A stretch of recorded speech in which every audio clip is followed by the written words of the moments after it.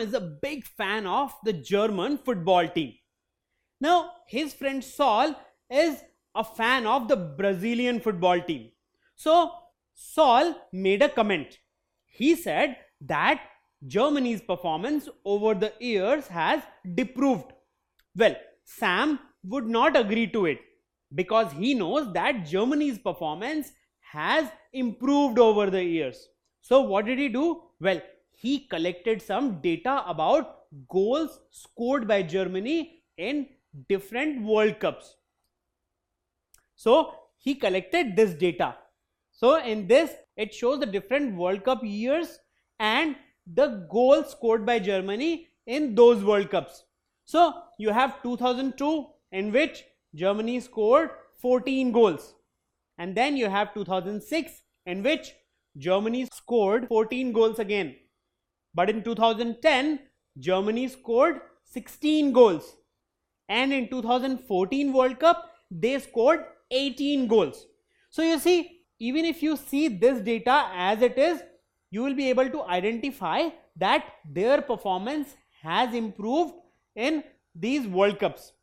But Sam wanted to put this data in such a manner so that once Saul looks at it, so that there would be no doubt in Saul's mind that Germany's performance has improved over the years. So how can he do that? Well, he devised a method in which he took help of data representation. So he represented the data in such a form that it could easily be identified that there was an increasing trend or improving trend of goals when you saw this type of data. So he represented the data in such a way that it could be easily interpreted that there was a definite improvement in the performance of the German football team. So let's see how he did that. Well, first of all, for this data, what you can see is, again, you have two categories. One is year and one is goals. Now, so you have basically two categories. So when we draw, we'll draw again two axes. So first of all, we'll draw one axis like this, and then the next axis like this. So these are the two axes which will represent years and goals. So this is how the axis will look like, and this is the data which you need to represent here. Now, what is the next thing which you need to do? Well, first of all, you need to mark these values on these axes. Now, let's take this value here,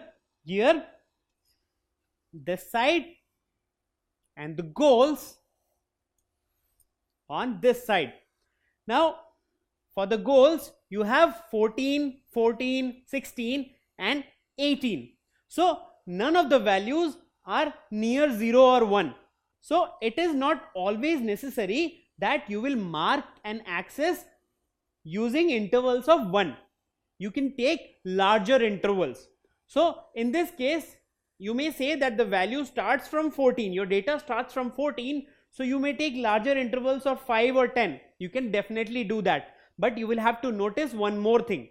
That is, the difference between these numbers is what? Well, you have 14, 14, after 14 you have 16, and after 16 you have 18. So basically the difference between these numbers is 2, right? So it is better to mark the axis in such a way that you have intervals of 2, so that when you represent this data here, it will be more clear and more easily visible rather than becoming very congested. So what we'll do is we'll take intervals of 2 in this case. So this is definitely 0. It starts from 0. Then you can take the first interval as 2, the next one as 4, the next one as 6, and so on. So this is how your graph will look like. So you have these divisions here: 0, 2, 4, 6, 8, 10, 12, 14, 16 and 18. So intervals of 2. On this side we have taken the years. So 2002, 2006, 2010 and 2011. 14. Now, what else we need to do? Well, in such a graph, we also need to label the axis. So, this axis represents the years, right? So, this is years. And this axis represents the number of goals. So, you will mention number of goals here. So, this is how this entire graph will look like. And with these labels, anybody who is trying to interpret this data will be very comfortable in interpreting this data. Now, what we need to do is we need to plot these points on this graph. So, let's see. In 2002, they scored 14 goals. So, this is year 2002 and here you have 14. So, this is 1 point. Next, you have 2006, 14 goals again. So, 2006, 14 goals again. Now, what about 2010? In 2010, we have 16 goals. So, 2010, you have 16 goals. And then in 2014, you have 18 goals. So, 2014, it's 18. So, you have these points. So, these are the points which have been plotted using this data. Okay. Now, even in this, you cannot really be sure what type of improvement you are showing, or whoever is interpreting this data cannot say that Germany has improved with much confidence. So, what do we need to do? Well, once you have plotted these points, we need to join these points. So, this is how you will join these points. So, once you have joined these points, then this data will look something like this. Now, can you say whether Germany has improved or not? It is very clear that Germany has actually improved. So, this is the performance in 2002, and how does the graph move? It comes till here without a change and then it goes up. So, your graph started from here and ended here, and it clearly is showing a upward movement. So, it is clear that the team of Germany has actually improved over the years. So, this is how such a data can be represented. And what do we call this type of graph? Well, we call it a line graph, because you are representing the data using a line, and this line shows whether the data is moving up or moving down, that is improving or deproving. So, this is a very good method of representing data when you want to show an improvement or a deprovement of a particular data. So, in this case, Germany has actually improved, and it is clearly visible using this line graph.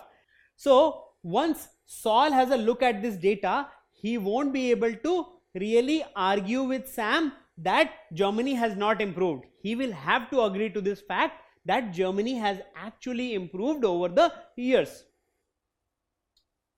So, what type of trend does the data show about goals scored by Germany? Does it show an improvement? Does it show a deprovement? Or there is no change? What do you think?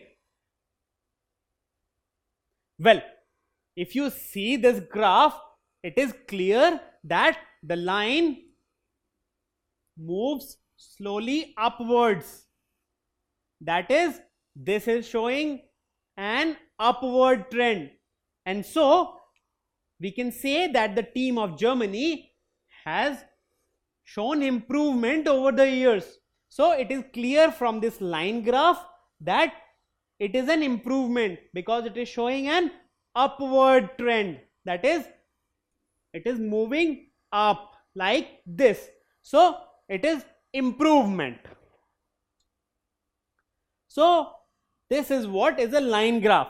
A line connecting the points on a graph which represents certain data is called a line graph.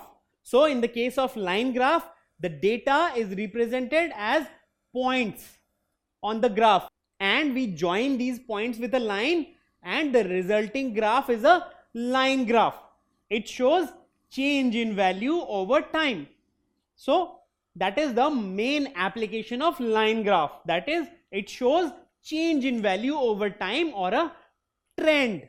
So you see, you saw an upward trend in case of Germany's performance. Similarly, in many more data, you may see a downward trend. So different data will have different trends. So using a line graph, you will be able to identify what type of trend a data is showing. Don't forget to subscribe to our channel. You can also register for free at deltastep.com to get all learning resources as per ICSE, CBSE, IB, Cambridge or any other curriculum.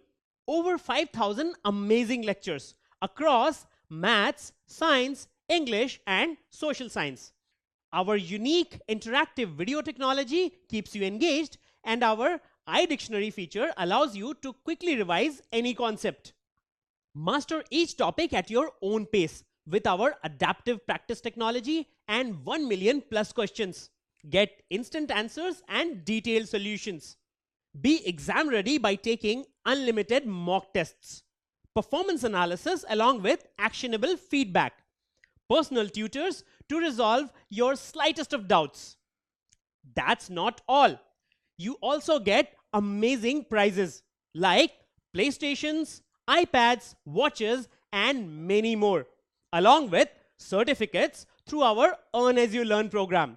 So at deltastep.com, learning is not just fun and easy, it's rewarding too. So register for free now.